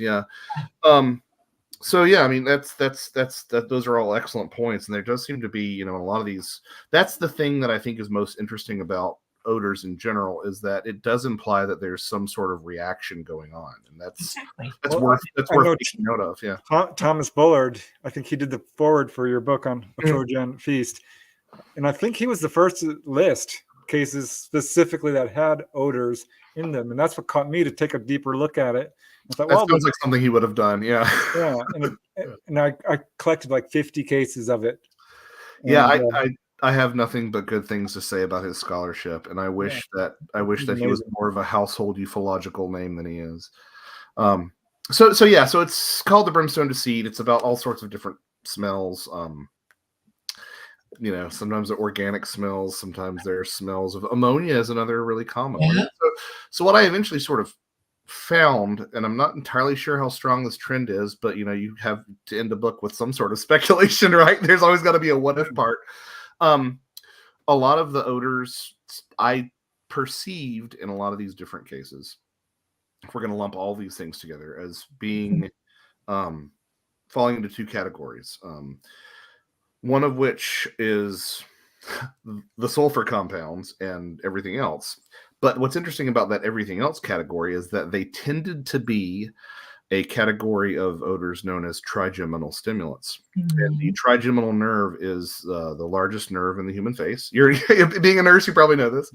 And it's the mechanism by which smelling salts The wake us up. olfactory nerve, yes. So it was kind of interesting to see if maybe there's some sort of interaction at play with that. That there's. Well, and also smells play such a powerful role in memory. Right. I mean, that's the thing, and I think it was Terrence McKenna who mentioned that the camouflaging and color changing and texture changing of octopi was something akin to telepathy, right? And I think that an even more sophisticated form of telepathy would be something like smell, because I mean, you with telepathy, there's this implicit. Having never experienced telepathy myself, so please be charitable with this interpretation, but like there has to be a degree of understanding going on, whereas with smell, like you cannot help it. Like you will smell your deceased father's cologne and all these memories will come back. You can't push them out. You can't resist at all. Like it will wash right over. Human beings can also smell states of being in each other. You can smell Fear. you can smell fear, you can smell hate, anger, all of it. We are highly sensitized beings. Like dogs are, they're way above it because they're more attached to their brain with it. They can identify more than we can. We're sort of dumbing down from A it. shark can smell a drop of blood in a size pool. Well, that's something that I think is really interesting is that, there's this sort of like trope that our pets can see the supernatural. They can see spirits and they can see ET or whatever. And I'm like, can they see them or can they smell them? Right? Because their smell is so finely tuned. Yeah. Can both. I will tell you something. Preston knows this. He's going to verify it. When I talk to him about things that go on and occur, one of the things that I've experienced with the tall grays is that they huff each other. When they greet, they put their foreheads together and they inhale each other. And I've heard this in other cases too. Yeah, they greet that way. And first time it happened to me, I was 5 years old and I was like, and so I smelled back. And it taught me something. I could actually. We're racking up the questions, guys. That's communicate this way. Yes, that's super interesting to me because it does imply like smell as a communication. Part of communication. Yeah, yes. yeah. You have 6 senses. You're psychic. You can touch, smell, sense, taste, all of it. Okay, see, and it's one of your senses. And if you're not operating all of them, you're not operating properly. Period. Right. And so you've made a very profound discovery. I mean, I don't know if you realize it or not, but you drew the right conclusion. Absolutely right. Yeah. Does this get to Bigfoot too? Bigfoot's all about the stinky scent. Oh man, yeah. And the interesting thing about these Bigfoot cases is that I've found plenty of them. Obviously, it's not hard and fast rule, but there are lots of cases where they'll say the smell switched on or the smell switched off, and it's just not even there. Yeah, I mean, so many cases. Yeah, the Bigfoot doesn't smell. Right there are those examples too, and so you end up sort of going down the garden path of like, well, do apes have scent glands, and if they do, how voluntary are they? And there's some apocrine scent glands that gorillas have that smell like burning rubber. And again, burning rubber, we think about burning rubber tires, and that's part of the vulcanization process, which again involves sulfur. So it's like this circular cyclone rabbit hole. Okay. Well, can we go to some of the questions now? Certainly. Because I want to get to them because we always end up, not answering all of them because the questions seem to come late for some reason. I'm going to ask you right now. You're coming back, okay? I'm serious. That's serious. Okay. Liz Evans, good evening, President. Can I ask you, will you be interviewing Kaz Clark? I just got connected to her, so there's a distinct possibility. Can't say yes for sure, but I sure hope so. Okay, let me see. UFO Bigfoot says, Where are the Footprints and 1 and 2 are my favorite paranormal books ever. Thank you, UFO Bigfoot. So I just wanted to pop that up, Joshua, because it's always a warm, fuzzy feeling when people say something like that. It is. it means I'm not shouting into the void. Which is always right. Sure. Some of these are just comments, but music is life. So yeah, I always have an extra level of respect for people who dive deep into music. Okay, I think music is I don't. The older I get, the less I differentiate between music and entheogens, and psychedelics. It's like instant emotional, mental change on demand. Yeah. There's another book there, I'm sure. Oh yeah. All right. Eric Red says the goddess ate the 6 pomegranate seeds in Hades. Yeah, a lot of anthropologists will tell you that, oh, this food taboo and why it's so widespread is because of the Persephone myth, where she, consumed the pomegranate seed and she was trapped in the underworld. And that's all fine and good when you're dealing with Eurasia and even Africa, but you're seeing these same motifs from the Americas and from Oceania. So again, we're looking at collective unconscious, international ancient civilization, or objective interactions with these beings. Like, those are your 3 options, I think. Exactly. Like Eve eating the apple too. I mean, it goes all the way back to. Oh yeah. Oh yeah. I guess. All right. Here is another one from Debbie Joyce. Have you ever heard of an opalescent, larger than a gray being with large eyes? Well, I mean, there is, that in a lot of different stories you will hear about there sort of being the drones and there being the larger supervising. The eyes Right, seem to that play a big person. role in a lot of supernatural creatures. Yeah. And I'm not entirely sure that, there's been some interesting research that's been done with people under the, speaking of pharmacological altered states of consciousness, people who are in laboratory settings, give administered substances and then stare into each other's eyes, and there's an increased amount of telepathy in those encounters as well. And that's, of course, what you hear in a lot of these stories is that they get up in your face and impart emotions, messages, etc. So there's something about eyes in general that I think is worth exploring. Yeah. All right, I'm just going to whip through these because I've got 24. Oh, geez. Okay. Fired up. Some of these are comments. Preston, please do more vlogs of inside crashed ships from New Zealand. Oh, gosh. I don't know if I know of any crashed UFOs in New Zealand, but there's got to be a UFO crash in New Zealand. There's a UFO crash everywhere. I'm telling you, I wrote books on 5 different states. They all had UFO crashes in them. So we'll see. All right. Here is an interesting comment. UFOs are a daydream believer from a different level of consciousness, a different realm, perceiving reality in a different way. Well, that's very esoteric and philosophical. I like it, though. Sounds like a lyric. I like it. Yeah. All right. Well, that's exactly what we've been talking about. Okay, Janice Cunningham. ETs seem to like, what is your highest excitement? I heard a spiritual aphorism, always follow your excitement. And I've always remembered it. If you're not here having fun, what are you doing? I like that. So I'll just, not really a question there, I guess. Okay, I'm sure there are some of these questions here. This is another comment, sorry, but I found it interesting. Eric the Red says, the flying saucer can range from a beater truck to a high-end Lamborghini. It definitely sounds like that. Cultural perception again. Mm-hmm.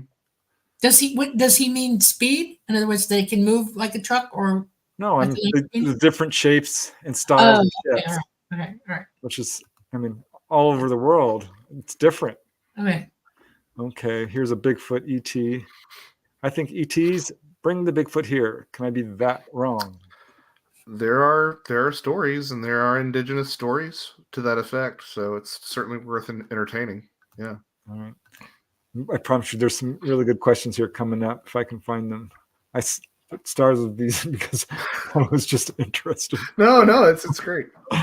All right, Jones and for Meaning says, it's so weird to me because I developed a very unusual allergy to buckwheat after being hypnotized to quit smoking. What's with the buckwheat? Yeah, I don't know if I have an answer for that. It seems to me like maybe the hypnotist might have been kicking around in the old noggin a little bit too carelessly. As a nurse, I can tell you that any wheat that you eat in this country, you're subject to gluten problems. Yeah. And gluten allergies are serious, and buckwheat can give you a gluten allergy like you can't believe. So yeah. Okay, I see some real questions here. Here's a case I talked about once. The Flying Saucer restaurant. People were driving along and stopped at what they thought was a restaurant. Yep, I love this one. Yep. Was not a restaurant. They don't think it was. Yeah, I love that story. I've actually seen Sasquatches go invisible on different occasions. I have one case where I interviewed someone who said that. I am a huge believer that this is more than just a flesh and blood primate wandering around. Right. And you talk to the cryptozoologists, and the lion's share of them will say, well, you were wrong. You're crazy. and it's just, that's not a productive thing to say. Has anybody ever studied bonobo behavior? It's a small gorilla from South I'm sure America. they must have. Well, Right. they're not like regular gorillas. They're empathic. They are loving. They have family units. They act like us. They're more human to us than gorillas are, and they share more DNA with us than an actual gorilla does. And if you can think of that, think of what a Bigfoot might be to you. Okay, we all have DNA. We're all one or two genes off one another. You have more banana DNA in you than you do, horse DNA or whatever, a dog. It is amazing to me that people don't think about this, that we're all communicating with one another. We're all depending on each other. The ecosystems of humanity and everything else depends on each other. The system is very volatile. It can balance the wrong way or go wrong and things become extinct. These and I would say animals, we're animals, okay? And if they're sentient, you have to give it a chance to think about what they're capable of, not violence, not anger, not hurt or whatever. And if they're avoiding us, it's because they think we're the ones with the problem. Think about that, All right. Yeah. Well, I'm about to get to the good questions now. Those are mostly comments. But here's an actual question from Victor Lindberg. It's probably up more your alley, Dolly, but I think we all have a comment on this. Why do most ET have one-piece suits and boots? Is it military? I hope they have better fashion on their home planet.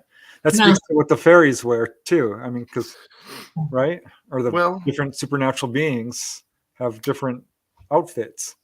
Yeah, it's always interesting to me. This idea of looking specifically at the fairy folklore is that when we see little people in modern accounts, they're oftentimes dressed in attire from the Middle Ages.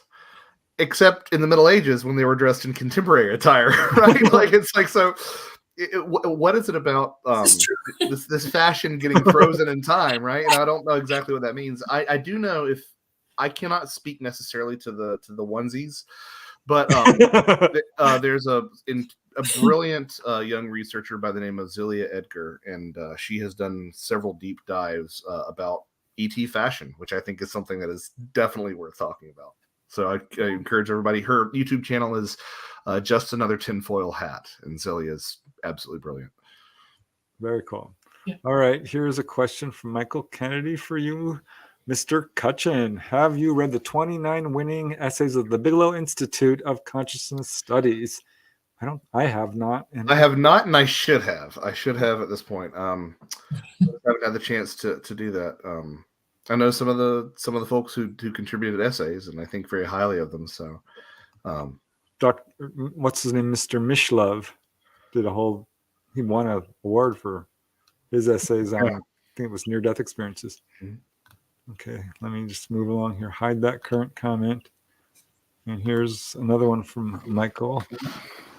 Because I've asked both Preston and Dolly, however, Mr. Cutchin, do you know or are you aware of the large UFO, too large to move, that Russ Coulthart, I guess, speaks on not releasing?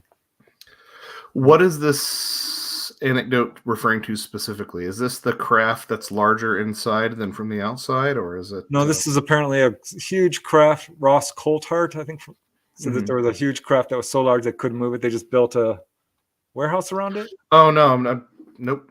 Don't know anything about it. I mean, well, it's probably too late. The hour is too late to talk about UFO crashes and go down that rabbit hole. But I have thoughts. But that's interesting. I should look into that personally. Sorry about that. All right. Well, I don't know about it either.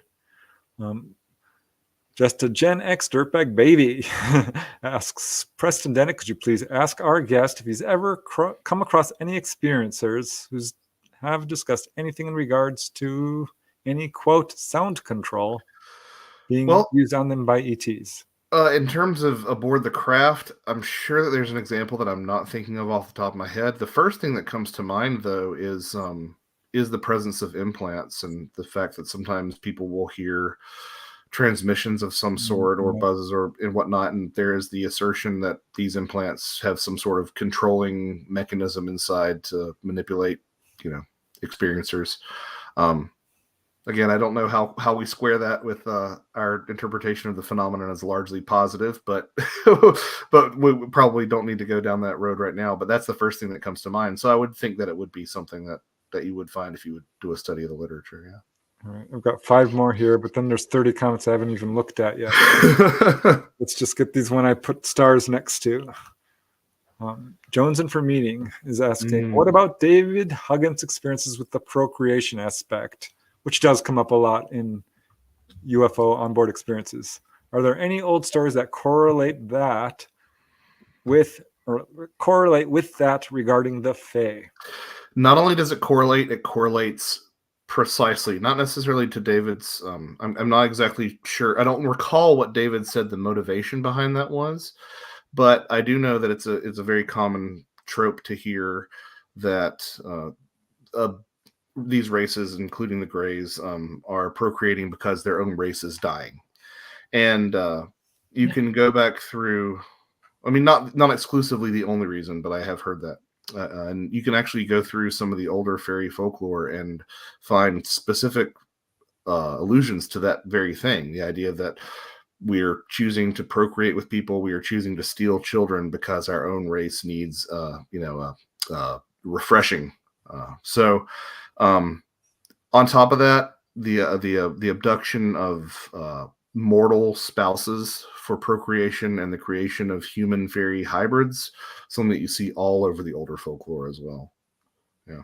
And if you read the descriptions of these human fairy hybrids from something like, I don't know, Walter Evans Wentz or some of these older fairy books, they sound like indigo children, right? Like, they're artistically adept and they're intelligent and precocious and all those sort of things too. So it's an interesting correlation there as well.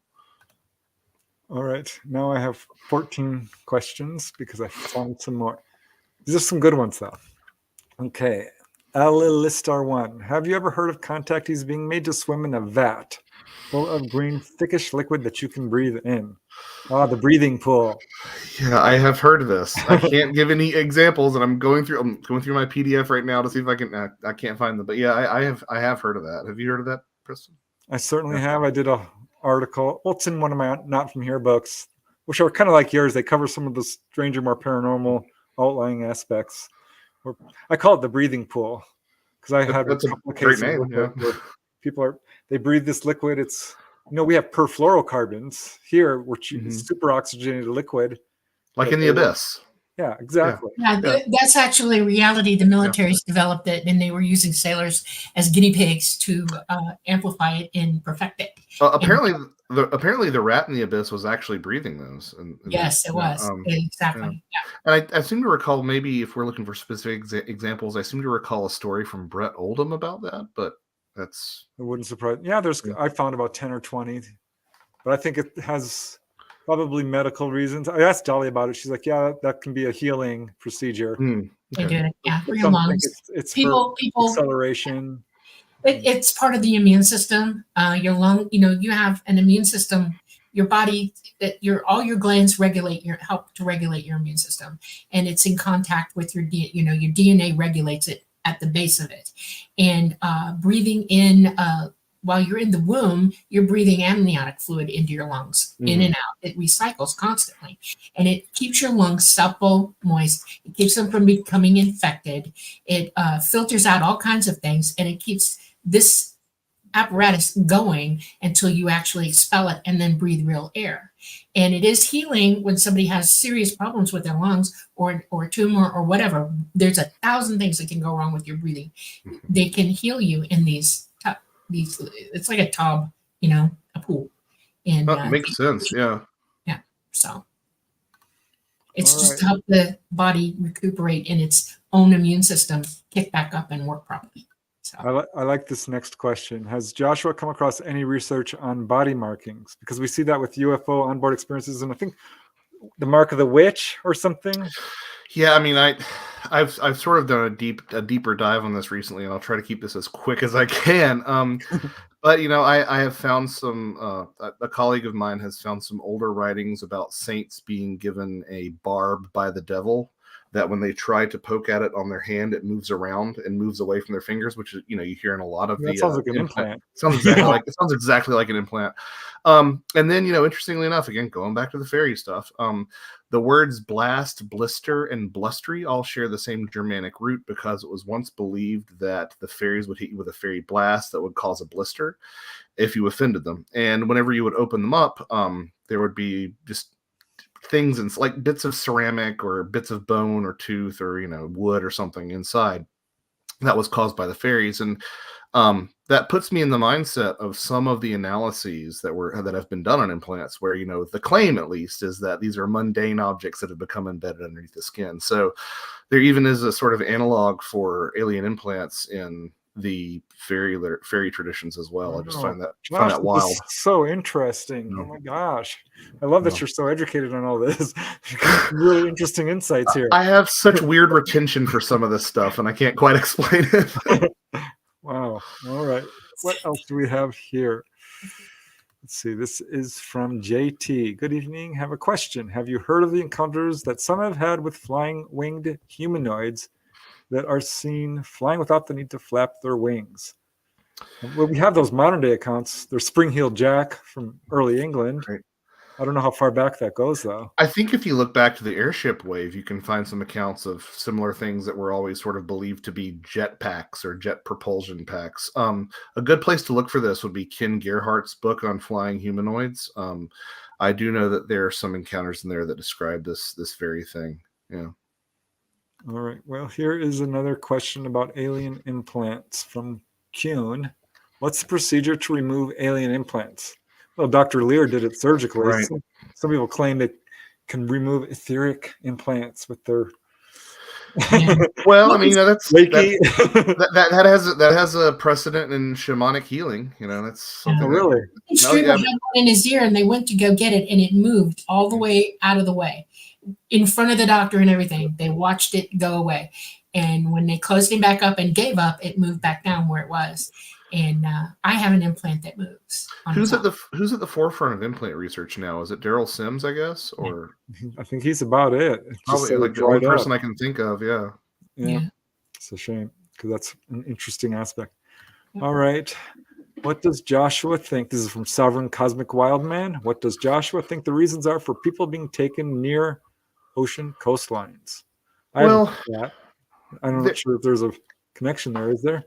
Well, I mean, so this reminds me a bit, I was looking into the work of John Keel and talking about window areas and things, and he's all like, oh, within a 200-mile radius of ancient archaeological sites are window areas. And I'm like, well, John, if you do that, like the entire eastern seaboard is a window area, right? Because you've got these overlapping things. So I think there's a little bit of sort of a population pareidolia going on here, because the coasts tend to be the most heavily populated areas. So that might be a factor. I think there's also something to be said for, that sort of Ivan T. Sanderson idea of invisible residents at the bottom of the ocean and USOs, and how that ties into all this as well. It might be a simple matter of proximity of these things coming out of and then returning back to the ocean. Oh my God, we're almost out of time, you guys. Okay. Well, it's water anywhere all over the globe, and they do it to drop in and cool off. Okay, and if you're by the ocean and you see them, they're going to come and check you out. If they're in a lake cooling off, they're going to come and check you out. Look at how many bodies of water there are on this planet, and how many. Start pinpointing where the sightings are and who's being picked up and why. The Great Lakes is a real great example. The Midwest is a very high action area, and most people don't realize why. And it's because they can rapidly cool off, and go into populated areas and then come out quickly. So that's why. Period. No underground bases. They just cool off. I want to do a rapid fire on these last 5 questions. You only get 10 to 20 seconds for each question to answer. Okay. Yeah, we're close. 4 minutes, people. 4. Okay, that's right. It's got to be rapid fire. Here we go. Allison Carr says, I believe Bigfoot are good beings. What's your take, Joshua? Largely agree, but with like anything, you can make things mad. Yes. We'll go. Okay. Sovereign Cosmic Wildman's asking, what exactly are the Fae, and are they from the underground realms? That's a good question. It's a perennial question in fairy studies. There is an argument that they are nature elementals, although that's primarily a development from theosophy. Prior to the rise of theosophy, they were thought of as the human dead, and they also might be demoted pagan deities. It's something that fairy scholars talk about a lot. There is definitely an underground component there, perhaps encouraged by that association with the human dead. Wow. All right, let's see. Don't know if you can answer this. What's your most interesting Dogman case? Not in 20 seconds. See, another reason you're going to come back. Okay. Do the Fae gift rocks? They can gift whatever they dang well please. But I would say that rocks do seem to be potent vectors for having energies attached to them. You look at certain people who take rocks from places and have strings of bad luck. So I would, fairies can gift whatever they please. One more. Rocks. Sorry, guys. This is it. Have to ask because Neural Channels gave us a generous super chat. So, any possession or exorcism events? Thanks for the super chat, Neural Channels. In regards specifically to, I think that to fully understand possessions and exorcisms, I think it's important to sort of place them beside the concept of walk-ins and things like that. Perhaps this idea that Rudy Shield and Susie Hansen talked about of the dual soul connection, dual souls as well with ET. I think that it does seem that things can move in to our bodies if we're not careful, or if we invite them in, or I think it's possible. All right. Well, I think we're going to have to wrap it up here, but people in chat are absolutely loving the show. Really great conversation this evening. Yeah, absolutely. Great guest. Joshua, please come back. Please come back, Joshua. Great show, yes. Joshua. Yeah, we're going to set a date up, okay? No kidding. Okay. And wait, let me flash your books real quick. And while I'm doing this, please let us know how we can reach you. There are your links in the description, but anything you want to promote right now, I'll give you a minute or two. Yeah, quickly. I am teaching a 9-week course on the near-death experience and how it intersects with a lot of these different contact modalities. That begins March 23rd. More information can be found at the website cosmosinstitute.org. That's Cosmos with a K, KOSMOS Institute.org. Wonderful organization that's put together this course, and it looks like a really good opportunity to learn more about near-death experiences and have Q&As. We're going to have my friend Shirley Black is going to be coming on as well for a Q&A, so it should be a good time. Awesome. All right. Well, any thoughts, Preston? No, we have to close it up, Dolly. We're all done. Right, well, here we go. You have been listening to The Light Gate. Thank you all for showing up on this beautiful Monday. We hope you come back again, and we definitely want to do this again quickly. I don't want to let this one lie down for too long. We have been coming to you live from the beautiful city of New Orleans in Louisiana at the United Public Radio Network at 107.7 FM and the UFO Paranormal Radio Network at 105.3 FM. We love you. We hope you have a great week. See you next Monday. Mwah. Bye. Namaste. Bye, everyone. Bye.